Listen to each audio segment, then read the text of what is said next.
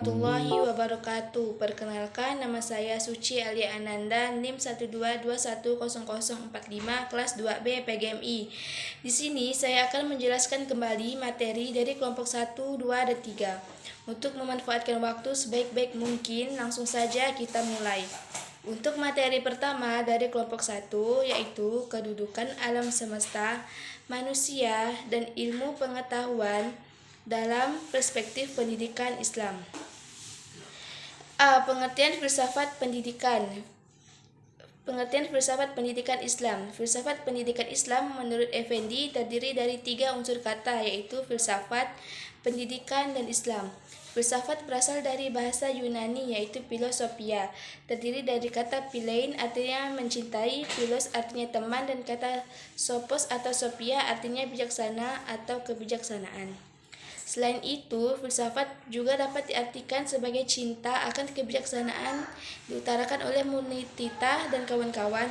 Tujuan filsafat pendidikan Islam adalah harus mampu menjawab semua persoalan dalam bidang pendidikan, baik terkait sistem pengajaran dan sebagainya. Adapun tujuan filsafat pendidikan dibagi menjadi 3, yaitu yang pertama, membantu para perancang dan pelaksana pendidikan untuk membentuk suatu pemikiran yang sehat tentang pendidikan. Yang kedua, menjadikan prinsip-prinsip ajaran Islam sebagai dasar dalam menentukan berbagai kebijakan pendidikan. Adapun yang ketiga atau yang terakhir sebagai dasar dalam menilai keberhasilan. Yang B. Konsep alam semesta perspektif filsafat pendidikan Islam. Menurut Satrisno, pada tahun 2018, alam merupakan hamparan yang Allah ciptakan untuk kepentingan manusia dan untuk manusia pelajari isinya, supaya manusia menjalankan kedudukan dan fungsinya dengan benar di muka bumi ini. Secara filosofis, kedudukan alam semesta dengan manusia seakan-akan guru dan muridnya. Alam semesta seperti literatur yang sangat luas akan informasi yang aktual. Kedudukan alam semesta dalam perspektif filsafat pendidikan adalah sebagai guru yang mengajarkan kepada manusia untuk bertindak sesuai hukum-hukum yang telah diberikan Tuhan. C. Tujuan penciptaan alam semesta dalam perspektif Islam.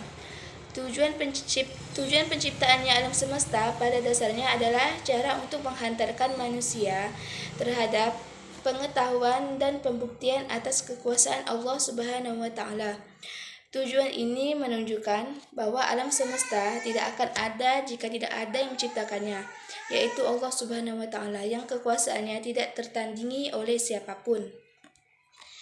Selain bertujuan untuk membuktikan kekuasaan Allah, alam semesta diciptakan juga bertujuan sebagai sarana manusia untuk mengambil pelajaran. Pelajaran yang dapat diambil oleh manusia adalah bagaimana alam semesta tunduk dan konsisten terhadap hukum-hukum yang telah ditetapkan oleh Allah Subhanahu wa Ta'ala. Adapun yang D, kedudukan manusia dalam Islam menurut Nur Yamin dan kawan-kawan pada tahun 2021 berpendapat bahwa kedudukan manusia dalam Islam disebut sebagai ahsan al-takwin, yang dibuktikan adanya kesatuan wujud manusia antara unsur fisik dan psikis serta potensi yang dimilikinya.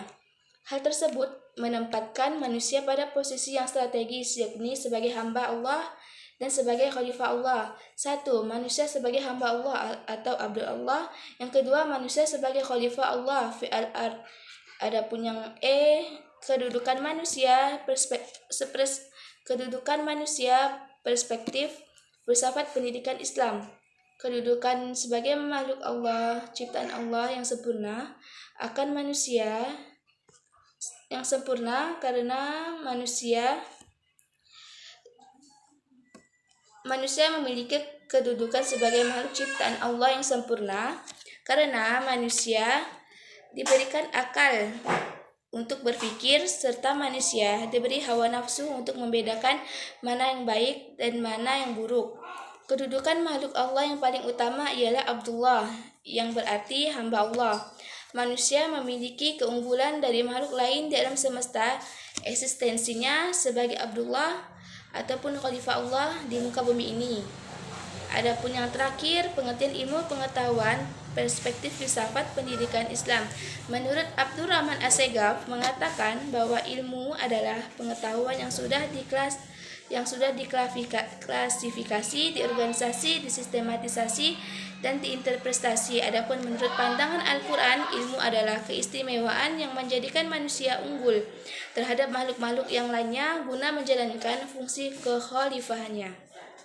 Saya akan melanjutkan materi dari kelompok 2, yaitu hakikat dan tujuan pendidikan Islam.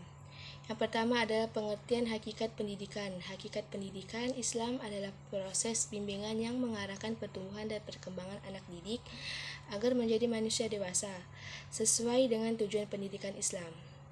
Pendidikan Islam memegang peranan yang menentukan terhadap perkembangan masyarakatnya. Adapun 3 istilah yang lazim digunakan dalam pendidikan Islam. Yang pertama adalah tarbiyah. Tarbiyah adalah mengarah. Yang kedua adalah ta'dib. Ta'dib atau adab ataupun biasa disebut dengan menanamkan adab. Yang ketiga ada taklim atau transformasi pengetahuan penerangan. Yang selanjutnya yang kedua sumber dan dasar pendidikan Islam.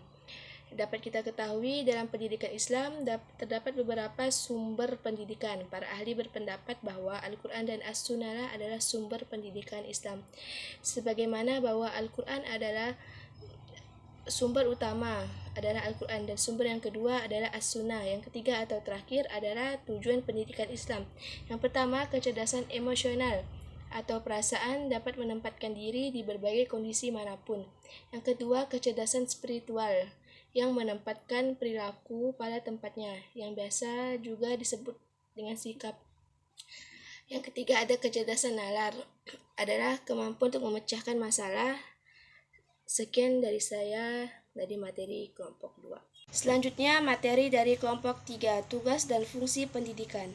Pendidikan adalah proses bimbingan dari orang yang memiliki otoritas kepada siapa saja yang berada di bawah kekuasaannya. Pendidikan tidak hanya dapat dimiliki pada perguruan tinggi maupun di lembaga pendidikan saja. Mengapa demikian? Pada saat belum memasuki usia sekolah, tanpa kita ketahui dan tanpa kita sadari, sedari kecil kita sudah mendapatkan pendidikan dari orang tua di rumah.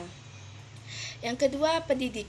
Pendidik merupakan orang yang diserahi tugas ataupun amanah guna untuk mendidik. Yang ketiga, peserta didik. Anak didik ataupun peserta didik, konotasinya ialah pada orang-orang yang tengah belajar namun masih dalam tahap mencari ataupun menuntut ilmu serta keahlian. Selanjutnya, tugas pendidikan. Tugas pendidikan merupakan menolong supaya anak didik menjadi cakap serta sanggup turut bertanggung jawab terhadap pengembangan masyarakatnya.